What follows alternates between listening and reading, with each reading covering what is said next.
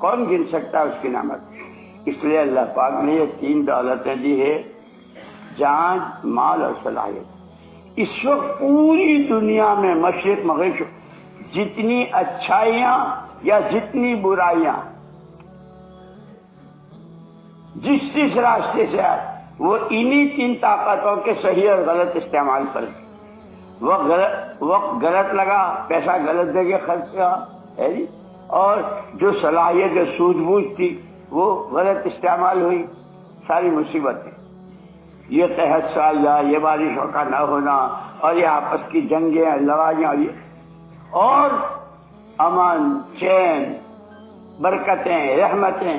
وَلَوْ أَنَّ أَهْلَ الْقُرَىٰ آمَنُوا وَاتَّقَوْا، آبادیوں میں رہنے والے اگر تقوی اور ایمان بنا لیں، اللہ کا خوف، اور اسی لیے صحابہ اس سے بہت ڈرے، یہاں تک کہ ان کی محنت سے ان کے غلاموں کے غلاموں کے غلام ہوتے نا، درجے فرسٹ، سیکنڈ، تھرڈ، بالکل ادنا درجے کے، بکریوں کا چرواہا، بکریاں چرانے والا غول ہے۔ ایک آدمی آیا کہ بھائی بہت ایک بکری مجھے دے دے۔ بھائی میری نہیں ہے، میں تو اس کا رکھے والا ہوں۔ ارے کہہ دینا مر گئی، کہہ دینا بھاگ گئی۔ اس چرواہے نے کیا کہا؟ فَأَيْنَ اللَّهُ، اللہ کہاں جائیں گے؟ اس کو نہیں پتا، اس کی آنکھوں میں دھول ڈال دوں جو کچھ، اللہ تو ہے۔ ایک چرواہا یہ کہہ رہا ہے۔ خلفائے راشد ہارون الرشید کیسا پوری دنیا کا، جو پلنگ پر لیٹے لیٹے اٹھتے بادلوں کو کہتا ہے جہاں چاہے برس کو آئے گا میرے پاس، وہ کتنا ڈرتا تھا اللہ سے۔ ایک محدث ان کے ہاتھ دھلا رہا تھا۔ آپ کو معلوم ہے آپ کے ہاتھ کون دھلا رہا ہے؟ جی میں ہارون رشید ہوں، آپ کا ہاتھ دھلا۔ کیوں؟ آپ کی وجہ سے نہیں، آپ کے سینے میں جو اللہ رسول کا علم ہے اس کی وجہ۔ اسی لیے ہمیں بتایا علماء کا احترام، اور مولانا الیاس صاحب رحمۃ اللہ علیہ نے تو یہاں تک فرمایا اگر کسی کے بارے میں معلوم ہو کہ یہ عالم ہے لیکن زندگی ان کی بالکل قرآن حدیث کے خلاف ہے، آوارہ گردی ہے، مولوی صاحب ہیں، اور فرمایا کہ اس کے بعد بھی ہمارے ذمہ علماء کا اکرام اتنا ہے جیسے قرآن کا کوئی ورق کہیں پڑا ہوا نظر آیا تو ہم اس کو اٹھائیں گے، چومیں گے، خوشبو لگا کے اوپر بلندی کی جگہ پر اکرام کی جگہ، کہ اتنا اکرام ہمارے ذمہ علماء کا ہے۔ اب ہم جو منہ میں آئے وہ کہہ دیں علماء کے لیے، اور جس طرح چاہے آئے، نہیں، یہ 6 نمبر کائی کے ہیں۔ ایمان بہت طاقتور بنایا، نماز بڑی جاندار، اور کیا کہنے تعلق مع اللہ کے اور ذکر کے، اور ماشاءاللہ یہ کتاب بھی دیکھی اور وہ بھی والی، ان سے بھی سنا علم کا، لیکن اس سب کو بچا کے قیامت کے میدان تک لے جانا، اس کے لیے ہے اقرار مسلم، کہ سارا سب کچھ ایک جملہ، ایک آدمی کے بہت نمازیں، بہت حج، بہت قربانیاں، بہت صدقے، اور اس کے لیے جہنم کا اللہ پاک میں، ہاں تیرے ایک بول نے اتنے دلوں کو پھاڑ دیا تھا۔ ایک آدمی بہت گنہگار، عبادتیں نہیں، اس کے لیے جنت کا فیصلہ، میں تو ایسا نہیں، تیرے ایک جملے نے دلوں کو محبت سے بھر دیا تھا، جوڑ دیا تھا۔ اسی لیے دوستو ہمیں 6 نمبر خالی تقریر نہیں ہے، ہر ایک کو یہ بولنے والا خود اس کا محتاج ہے کہ یہ ایمان کس درجے میں ہے، نماز میں کتنی جان آئی، ہر کاروبار میں ترقی چاہتا ہے، ہماری نمازوں میں کتنی جان پڑی، ہم نے کتنا سیکھا، اللہ کا کتنا تعلق ملا۔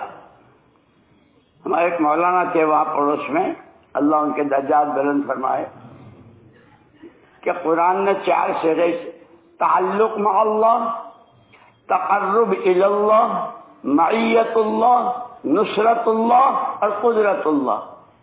سب سے پہلے اللہ کا تعلق، علی کا اللہ سے تعلق ہوتا ہے اس کی فرما برداری سے۔ جب فرما برداری برابر جس وقت کا جو حکم، جیسے بتائے نا احکامات اور حالات، ہر حال کا کوئی نہ کوئی حکم ہے، اس حکم کو پورا کریں گے اللہ کا تعلق ملے گا۔ اس حکم کے پورا کرنے میں جو مجاہدہ پڑ رہا ہے، جو طبیعت کے خلاف برداشت کرنا پڑا ہے، جب طبیعت کے خلاف برداشت کر کے اس کو کریں گے تو اللہ کا قرب ملے گا۔ آدمی اچھا خاصا کھڑا ہے، کیا پرسنالٹی ہے، کیا اس کی شکل سے، سجدے میں جاتا ہے تو اشارہ کہ اپنے کو ڈال دیا۔ اس لیے کہا سجدے میں سب سے زیادہ بندہ اللہ کے قریب ہوتا ہے۔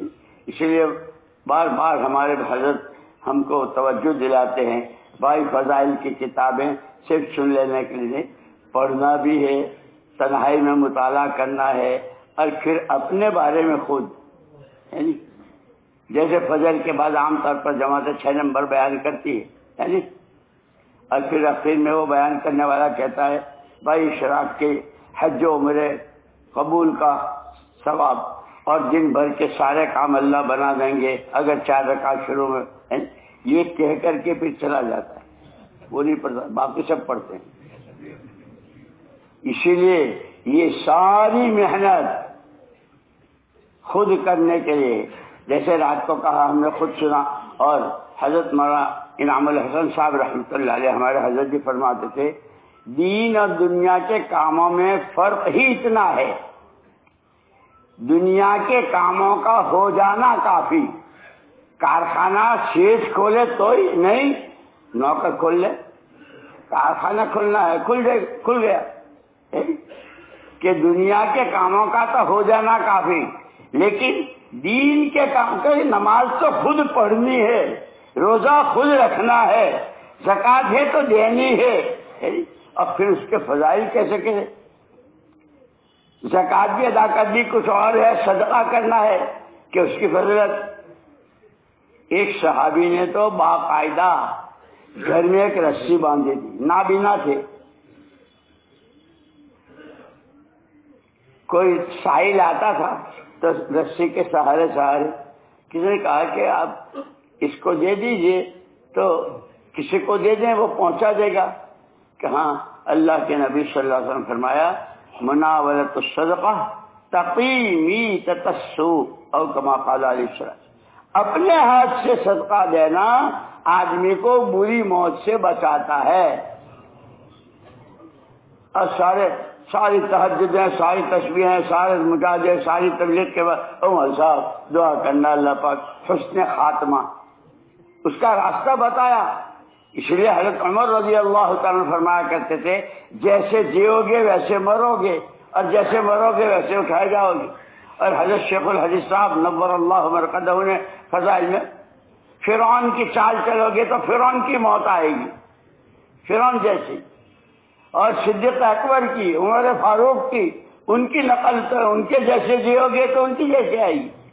اس لیے کہ اللہ کی کسی سے رشتہ داری نہیں ہے، اس کے یہاں تو سب بندے ہیں، کوئی ہو کہیں کا ہو، کسی رنگ و روپ کا ہو۔